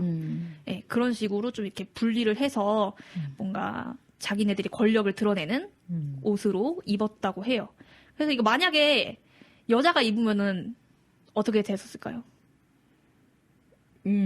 여자가 입으면은 매춘부로 봤다 그래요. 그러니까 입으면 안 되는 거야, 여자는. 강간당해도 된다. 여자가 남자 옷을. 그러니까 입었을 때 그 토가는 남자의 옷인데 여자가 어떻게 입고 있냐. 남자랑 하룻밤을 자고 남자의 토가를 입은 것이다. 네. 이렇게 뭐 봤다고 해도 굉장히 여성 혐오적이죠. 네. 그렇게 봤기 때문에 여자는 이 토가를 입을 수가 없었다고 해요. 그래서 여자는 입을 수가 없었고 남자들도 근데 이게 얼마나 불편했겠어요. 이 팔에다 끼고 다니는 게. 근데 약간 이게 좀 권위를 상징하는 거예요. 그러니까 이렇게 뭔가 자세가 흐트러지면 이게 후루룩 벗겨지기 때문에 맨몸이 드러나잖아요. 그러니까 이걸 항상 자세를 꼿꼿하게 유지하고 팔을 딱 굽히고 있어야 되는 그게 되게 권위 있어 보이고 다른 노동을 할 수 없을 것 같죠. 네, 뭐 무거운 걸 들거나 뭐 이럴 필요가 없는 사람들이기 때문에 그걸 입었다는 그것 자체만으로 노동을 할 필요가 없는 뭐 그런 몸을 쓰는 일을 할 필요가 없는 항상 꼿꼿한 자세로 있는 사람을 의미했기 때문에 굉장히 그 지배계급의 그걸 나타내는 그런 거였죠. 근데 저는 되게 보면서 좀 위계하다는 생각이 네. 많이 들었어요. 이거 팔을 한쪽을 못 쓰는 건데 뭔가 이런 자기의 권위를 드러내려고 그냥 천 쪼가리를 맨몸에다 두르고서 팔 한쪽을 접고 다닌다는 게 저는 되게 약간 유머였거든요. 네. 이게 근데 좀 착용법이 또 막 있었다고 해요. 귀족들이 막 주름을 잡는 법. 뭐 저희가 생각하기엔 그냥 천쪼가리 두르는 건데 엄청 뭐 그런 복식을 입는 그걸로도 했겠죠. 네, 막 신하들이 네. 이렇게 해줘야 되는 거예요. 네. 그래서 뭐 그거대로 입지 않으면은 되게 이게 안 되는 거고 토가가 아니고 막 이런 규칙들이 자기들 사이에 있어가지고 네. 혼자서 입는 게 거의 불가능한 그런 옷이었다고 합니다. 네. 그래서 여성들은 토가를 안 입었으면 뭘 입은 거죠? 스톨라라는 뭐 옷을 입었다고 하는데 다른 옷을 입었다. 네, 그래서, 다른 옷을 입혀서 뭔가 남자와 여자를 구분시키는. 네, 그 사실은 굉장히 아주 오랜 예전부터 여성의 옷과 남성의 옷을 구분했는데 네. 그게 지금 우리가 그 아주 자연 상태에서 그냥 나가 있을 때 여자가 입는 아주 기본적인 옷을 생각했을 때 원시인들이 뭘 입었을 거냐라고 네. 생각하면 우리 상상도를 보면은 여자들은 가슴까지 가리고 있는 그 동물 가죽 같은 거 뒤집어 썼을 때도 가슴까지 가리고 있고 남자들은 허리 아래만 가리고 있고 이런 식으로 딱 그렇게 가렸을 거라고 우리 상상하잖아요. 그러니까 이런 식으로 어떤 필요에 의해서 몸의 일부를 가리는 것이 어떤 필요에 의해서 여자는 이게 성기와 가슴을 가렸고 남자들은 아래 성기 부분을 가렸을 거다라고 우리가 보통 상상을 하곤 하는데 정말 그게 그런 자연의 필요에 의해서 그렇게 가린 것인지 아니면 어떤 남성들이 그 남자와 여자의 신분 구분을 위해서 가린 것인지라고 했을 때 사실은 신분 구분을 위해서 가린 부분이 굉장히 크고 네. 여자는 남자 쪽으로 넘어올 수가 절대 없고 네. 당연히 뭐 남자도 여자 옷을 입으면 당연히 남창 취급을 받았겠죠. 그때 저희 미술가 여성설명 편에서 그 고대의 그런 조각들을 다뤘었는데 그 조각들에서도 여자는 굉장히 그 부동의 자세로 차렷 자세로 네, 네. 온 몸을 이렇게 좀 가려져 있고 그런 자세로서만 그 조각을 할 수 있었다. 맞아요. 뭐 이런 네. 걸로 미뤄봐서는 당연히 이제 이때 당시의 여성들도 굉장히 그 정조, 네. 순결 이런 것들을 굉장히 남자들이 뭔가 강요를 했을 것이고 굉장히 사회적으로 통제가 돼 있었을 것이다. 네. 예. 네. 그렇습니다. 네. 자, 그 다음에 네, 그런 분위기 속에서 이제 로마가 분열이 됩니다. 네네. 서로마, 동로마 이렇게 네. 분열이 되고 그 중에 이제 동로마가 굉장히 이렇게 번성을 하게 되는데 그 시대를 비잔틴 시대라고 하더라고요. 예, 로마 황제가 사망 후에 이렇게 된 건데 네. 그때 이제 비잔틴 시대 그 제국이 매번 하던 어떤 행사 같은 게 황제들이 자기의 그런 뭐 황후를 이렇게 미의 축제 이런 걸 하는 거예요. 그러니까 미의 이런 뭐 공모 네네. 예, 대회를 여는 거죠. 예, 미스 전국 뭐 각지의 막 대회처럼 여자들 다 모아가지고 제일 아름다운 여자를 뽑아서 네. 그 여자만 황후가 될 수 있다. 네, 그게 이제 미의 제전을 열어가지고 황후를 뽑았다고 해요. 신분 이런 거 관계 없고 귀족의 자제건 그냥 무조건 예쁘기만 하면 된다. 평민의 자제건. 그러니까 여자는 신분이 네. 필요가 없는 거죠. 그러니까 이쁘기만 하면 되는 거죠. 성적인 대상으로서만 의미가 있으니까. 그렇죠. 그래서 전국 각지에서 다 그런 뭐 평민이든 뭐 다 이렇게 오라고 해가지고 가장 아름다운 여자를 황후로 맞이를 하는 그런 행사들을 했었다고 해요. 아마도 분명히 한 명만 뽑진 않았을 거다. 예, 그때 거기서 당시에, 예. 뭐 한 10명 컷 안에 들어온 사람은 뭐가 되고 후궁이 되고 뭐 네. 20명 컷 안에 들어온 사람은 뭐가 되고 이런 식으로 해서 가장 아름다운 순위대로 해서 여러 명을 뽑는데 그중에 가장 제일 1등인 사람이 황후를 하는 것이고 그 밑으로 그 외모 서열에 따라서 네. 그 또 궁궐에서의 그 여성들의 순위가 정해지고 했을 거다. 그리고 어쨌든 황제는 여자를 한 명만 뽑진 않았을 거다고 그 형태가 뭐냐. 우리 미스 코리아 대회 하면은 그쵸. 미스 코리아 지는 한 명이지만 선미가 있고 그리고 또 미스 뭐 어쩌고저쩌고가 또 붙은 그분들이 그 순위별로 이렇게 쫙 있어서 예. 그분들이 다 미스 코리아라는 이름을 가지고 있는 거잖아요. 아, 너무 끔찍하다. 예, 그거를 선발하는 그 전국 각지에서 미스 경북, 미스 대구, 미스 부산 이렇게 해가지고 올려가지고 코리아가 되고 그 미스 코리아가 또 미스 월드 대회에 나가서 이렇게 올라가서 전 세계에서 한 명 이렇게 뽑는 구조랑 아주 유사한 구조가 이때부터 있었다. 예, 비잔틴. 미스 그런 대회가. 예, 그런 대회였을 거라고 예상이 네. 되죠. 그쵸? 네. 네. 그래서 이렇게 여자들은 사실은 그럼 뭐 모르겠어요. 그 중세 이후에 그 왕비를 뽑는 과정들을 보면 뭐 지혜로운 여성 혹은 어떤 그런 시험들이 있잖아요. 그러니까 외모만 예쁜 게 아니라 어떤 그런 뼈대 있는 가문의 여식이어야 되고 그런데 어떤 지혜로운 여성이어야 되고 그런 질문을 던졌을 때 재치 있게 대답해야 되고 뭐 이런 것들도 있으니까 그런 조건들이 나중엔 붙겠지만 일단 기본적으로 여자는 그냥 예쁘기만 하면 되는 그런 구조로 이렇게 오랫동안 만들어져 저는 왔고 좀 인상 깊었던 게 신분에 관계없이 여자들을 다 이렇게 참여할 수 있게 했다. 이게 조금 제가 생각하기에는 그렇게 신분이 엄청 중요한 사회였으면은 뭐 귀족들의 자제에서만 뽑았을 것 같은데 그게 아니라 그냥 여자는 그러니까 신분이 상관이 없는 없이 그렇게 여자한테는 참여할 수 있게. 신분이 없는 거죠. 여자가 여자는 신분인 없는 거지. 여자라고 하는 것이 신분인 거지. 여자 신분. 그게 조금 약간 의외고 인상 깊다고 해야 되나? 네. 이 부분에서. 네. 아. 그리고 이 시대가 조금 길게 이어지는데, 네. 네. 이후에는, 비잔틴 시대는 네. 약 그 서기 한 1000년 이상은 이어지는 네, 것 같아요. 330년부터 1450년대까지 약 1000년을 넘게 이어졌습니다. 네. 네. 그리고 로마네스크 시대라고 부를 수 있는 시대가 11세기에서 12세기에 시작이 되는데 북유럽에 살고 있던 그 게르만 민족들 있잖아요. 네네네. 그 사람들이 막 되게 호전적인 그 사람들이 남쪽으로 막 내려와서 네. 전쟁을 일으키고 막 이렇게 땅들을 차지하기 시작합니다. 네네네. 그래서 시대를 거치면서 왕국들이 막 이렇게 그 건설이 되고 근데 그러면서 굉장히 혼란스러울 거 아니에요. 전쟁을 많이 하니까. 그래서 뭔가 나라를 안정화할 때는 그 전에 있던 어떤 그런 아이덴티티와 다른 그 전의 왕국과 다른 우리의 뭔가 그런 사상적인 그런 거를 이렇게 딱 만들어야 되잖아요. 보통은 종교를 많이 종교죠. 선택을 하죠. 네. 그래서 뭔가 강력한 그런 그 뭔가 이렇게 통치의 수단으로 종교를 받아들입니다. 기독교라는 종교를 받아들이면서 나라를 안정화시킵니다. 그래서 이때 왕보다는 로마의 그 교회와 그 교황의 힘이 엄청 강해지면서 그 엄숙한 기독교 문화가 나라 전체에 이렇게. 네, 우리가 네. 보통 중세라고 부르는 네, 네. 가장 중세, 우리가 뭐, 네. 암흑기이기도 한데요. 네. 그 시기죠. 네. 네. 그래서 그때 고대 로마의 문화를 이렇게 이어받아서 그 문화와 뭐 그런 기독교 문화, 그리고 동양의 그런 문화들이 또 이렇게 조금 섞여서 들어와서 그런 문화들이 이렇게 섞여 있는 그런 시대였다고 해요. 네.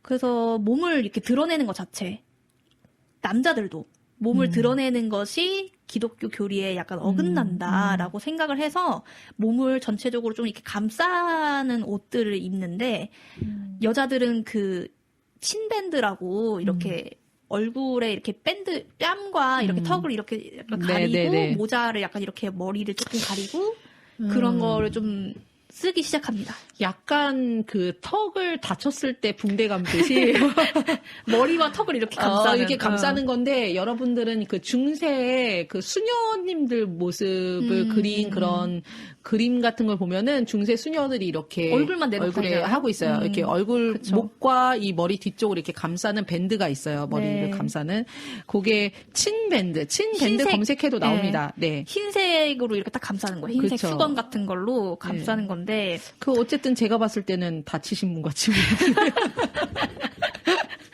어쨌든 예. 근데 이게 약간 히잡 같은 거랑 좀 비슷한 그런 저는 예. 똑같은 맥락이라고 생각했어요. 예. 왜냐면 이제 몸을 여성에게만 이걸 씌웠던 거고 또 뭐 이렇게 드러내면 안 된다. 드러내면 정숙하지 못한 것. 뭔가 이런 그리고 거기는 그런 생각도 있었겠죠. 남자를 그렇게 시험에 빠져들게 하고 유혹하는 그렇죠. 존재로서의 여자니까 가려야 된다라는 뭔가 그런 생각들이 이런 친밴드를 여성에게 씌우게 됐겠죠. 네. 예, 그래서 그 좀 알아보니까 히잡이 이슬람 문화에만 있는 게 아니더라고요. 예. 예. 이것도 어떻게 보면 히잡 문화인 거고, 뭐 그러니까 얼굴까지 다 가리진 않지만 이렇게 여자의 뭔가 얼굴 쪽을 이렇게 머리 쪽을 가리는 거. 귀 있는데. 귀 있는 쪽, 이쪽을 가리는 게 히잡만 그런 게 아니고, 뭐, 수메르족에서는 아내를 만든 의식을 할 때 이렇게 베일 같은 거 우리 웨딩드레스 네네네, 쓰잖아요. 뭐 얼굴 그런 가리는 것도 거. 썼었고, 뭐, 예, 헬레니즘 시대, 뭐, 그리고 우리 아까 비잔틴 시대 얘기했었는데, 그때에도 뭐, 여성이 남성을 타락시키기 때문에 여자의 몸을 이렇게 가리고 그런 그렇죠. 문화들이 다 예. 있었다. 네, 그래서 좀, 히잡이 이슬람 문화에만 있는 것이 아니라 이런 여자가 남자를 유혹하는 어떤 대상이라, 성적 대상이라고 여겨지는 그런 문화에서는 거의 그런 히잡 같은 비슷한 패션들이 있었다. 예. 네. 그런 걸 좀 알게 됐어요. 그리고 이게 나중에는 계급이 높은 여자들만 이거를 네네네. 하게 됐었대요. 저는 좀 이거를 알고도 조금 계급이 낮은 여자들은 어쨌든 활동성과 막 이런 것들이 그렇죠. 필요하잖아요. 그러니까 이제 좀 계급이 높은 여자들, 그리고 정말 그 계급이 높은 여자들은 성적 대상으로만 존재를 할 수밖에 없기 때문에 더 이런 코르셋이 심하게 존재했었던 것 같아요. 그리고 바로 이 로마네스크 시대라고 하는 이 시기에, 중세 시기에 여자 중에서 결혼한 여자와 결혼하지 않은 여자의 네. 그 헤어스타일의 차이? 네, 구분을 네. 했었다고 해요. 이것도- 그 전에도 사실 구분을 했었을 것 같긴 한데, 제 생각에는.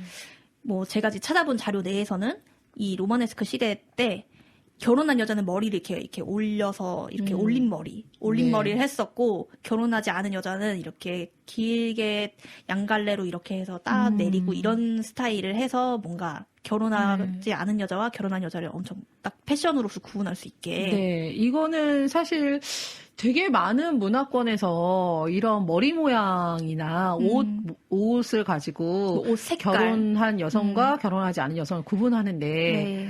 그게 그러니까 시각적으로 이 여자가 처녀인지 아닌지를 구분하는 거잖아요. 그러니까 저는 되게 내가 처녀인 거를 왜 드러내고 다녀야 되고. 그러니까. 처녀이지 않은 거를 왜 드러내고 다녀야 되고. 네, 그러니까요. 그 철저히 남자들의 편리를 위해서.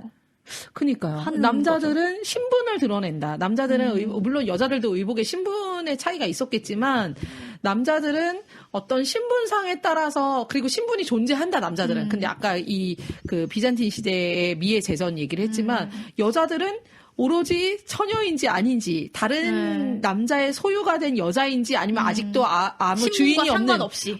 주인이 없는 여자인지 이걸로만 되어 있는 그쵸. 거고 이것이 시각적으로 그냥 길 지나다니는 시장통에 가서도 누가 처녀고 누가 아닌지를 시각적으로 구분할 수 있게 만들었다. 네, 근데 그것을 만약에 속이거나 거짓말하면 안 되는 거죠. 네. 그러니까 뭐 호칭도 여자는 미스, 미세스가 있는 거잖아요. 네, 그렇죠. 이런 식으로 했다. 근데 뭐 이때 이 시대만 그랬겠습니까? 네. 뭐 인도에서는 그 뭐 빨간 점을 이렇게 눈썹 사이에 찍어서 기혼과 미혼 이런 상태를 표시를 하고 뭐 한국도 알아보니까 한복이 맞아요. 뭐 저고리 색깔을 기혼 여성은 연두 저고리를 입고 다홍 치마를 입었는데 미혼은 노랑 저고리. 네. 약간 좀 애기 같죠? 노랑색. 좀 그렇게 해서 연두색과 노랑색으로 미혼과 그 기혼과 이런 것들을 구분해서. 네. 머리 모양도 결혼하지 않은 여자들은 그냥 따와서 내린 댕기 머리를 했고, 그 기혼인 여자들은 머리를 틀어 올려서 쪼글진 머리를 했었죠. 네. 그래서 이런 식으로 구분하게 돼 있었고 약간 그런 이 성착취 당하는 여성들 기생들도 일단 초야를 치렀냐 안 치렀냐에 따라서 그 머리 모양으로 구분을 했다. 그래서 좀 그냥 첫날 밤을 치르면 그날로 머리를 올리는 그 머리 올린다라는 표현이 이미 그 첫 성관계를 갖는다라는 뜻으로 내가 오늘 너 머리 올려주마 이런 식으로 남자들이 한 거잖아요. 네. 그 기생들한테 가서 그래서 네. 그런 표현이 자리 잡을 정도로 근데 이것이 한국만 그랬던 게 아니라 그냥 세계적으로 사실은 이런 문화가 있다. 여성은 성적인 대상으로 존재하기 때문에 이 여자가 처녀인지 아닌지를 시각적으로 구분하는 것이 남자들에게 그렇게 중요했다. 네, 라고 하는 거죠. 그리고 이것이 극단화된 형태들로 뭐 존재하기도 하고, 그리고 베일을 씌우는 문화와 비슷한 것이 이때 유럽에서도 있었다라는 얘기를 했습니다. 네. 그리고 그 다음이 이제 고딕 시대로 넘어갈 수 있을 것 같아요. 이제 13세기에서 15세기 정도. 이때 그 교황과 교회의 힘이 엄청나게 이제 자라나면서 그렇죠. 이때 막 십자군 전쟁을 하게 되는데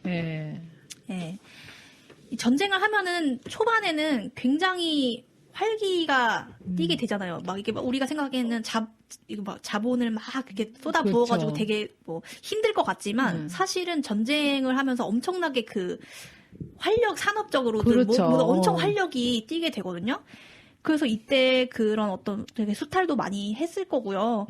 뭐 견직물이나 모직물 공업이 엄청 성장을 한 거예요, 이때. 그런 원단을 막 만들고 뭐 이런 것들이 엄청 성장을 많이 해서 활력이 장난이 아니었대요. 네, 그랬을 것 같아요. 상인들이 엄청 그 신흥 세력으로 떠오르기 시작합니다. 원래는 귀족들과 기사들과 이런 애들이 이제 귀족으로 이렇게 있었다면 이제는 귀족이 아닌데 이 상인들이 돈을 엄청나게 많이 벌어서 무시할 수 없는 세력으로 등장을 하기 시작했다고 해요. 이 시기가 중세에서 르네상스로 넘어가는 그 시기. 이제 중세가 조금 약간 밑에서부터 신흥 계급이 나오고 상인 자본주의가 무역이 발달하면서 뭔가 새로운 세력이 등장하면서 약간 균열이 갈 조짐. 그러나 아직까지는 여전히 그런 종교 세력이 아주 강성하고 어떤 꿈쩍하지 않는 성처럼 보이는데 사실 밑에서부터는 조금씩 그쵸.